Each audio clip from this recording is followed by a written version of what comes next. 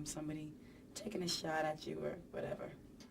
Because you know, as a woman, you know, it's everything from your clothes. You know, the singing almost gets left behind. I was just thinking of the American Music Awards last week, and you had that fantastic dress on, and it was just all over the papers in the UK. I didn't even see that. And what were they Oh, it was actually very nice. Actually, nobody was saying anything horrible, but it was kind of in your face. Really like you know. I haven't even seen a picture of it. You know what? I did the American Music Awards, and I had just been in. Where was I? Oh, I was in Mexico for a long time, and before that, I was like in almost every continent of the world. You know, talking about Rainbow and singing and promoting and deciding I was going to do a world tour and getting ready to put my new single out.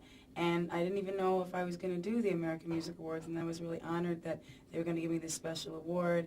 And I feel like, wow, you know, for me, this all seems like it just kind of started. And to be being honored, especially when Olivia Newton-John was going to give me the award. So, and I also wanted to sing my song, Thank God I Found You, both versions, on the show.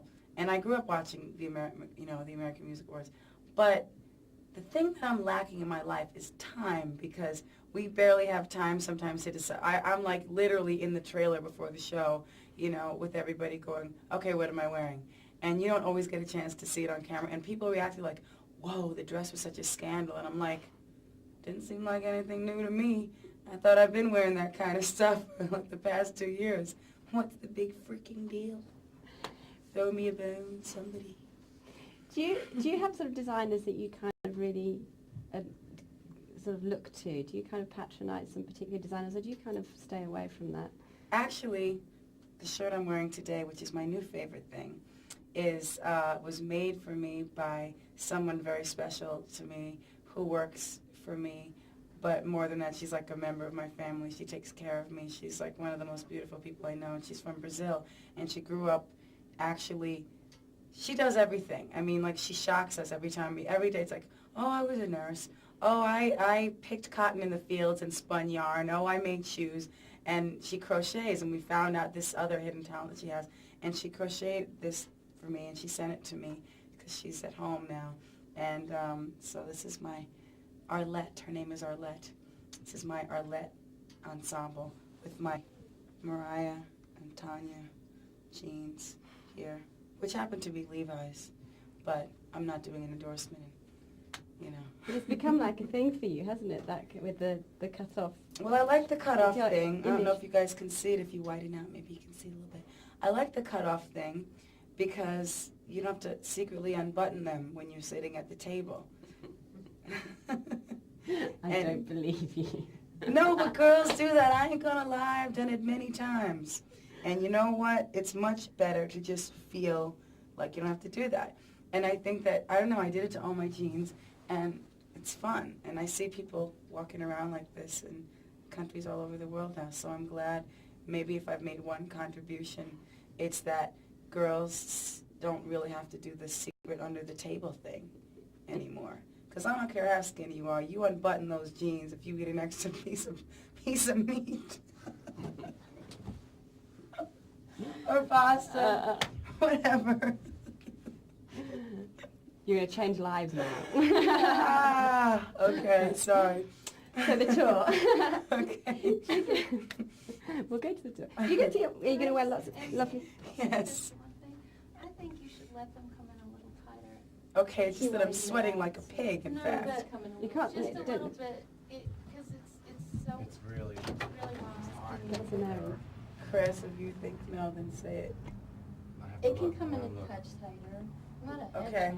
Not a headshot, but just... Okay. So the tour, do you get to wear lots of glamorous... Recording? Oh, sorry. You're recording? Yeah. Are you going to get to wear lots and lots of glamorous clothes on the tour? I'm going to get to wear whatever I want on the tour, and I don't care what anybody says. No, we're putting it together now. We're doing glam, we're doing, how do I explain it? What's the opposite of glam? Grunge. We're not doing grunge. We're doing kitsch, we're doing glam, we're doing fun, we're doing things I don't want to give away yet and let you know about because they pertain to very important elements of this show. One of them being my evil nemesis, Bianca, who is actually British, and she will be hosting the show. I didn't want her to be involved with this whole thing, but she is, so now I kind of have to deal with it, and sort of like whatever she says goes. So we're putting the whole thing together as we go, but it's got a sense of humor, and not many people put together a world tour in a month, so your guess is as good as mine. But the main thing is I want my fans to have a good time. I'm going to sing the songs that they want to hear, hopefully, and some songs that I just feel like singing from the new album that they may or may not know, but I'm pretty good about doing the songs that the fans, you know, Fantasy, Hero, the songs that, you know, people, Heartbreaker, you know, the hits, they like to hear the hits, but also some of my real fans request, like, some of the more obscure songs, but it's going to be about the music, but it's also going to be about having fun and showing all the different aspects of my wacky personality that really needs to be put under control right now because I'm getting into my silly zone. Why is the evil Bianca British, Mariah? She's not British because of any other reason. I don't know. We created a character, Bianca, in the video Heartbreaker. That's who she is for everybody out there who's like, what in the Sam Hill is she talking about? She's the girl that I fight against in the Heartbreaker video.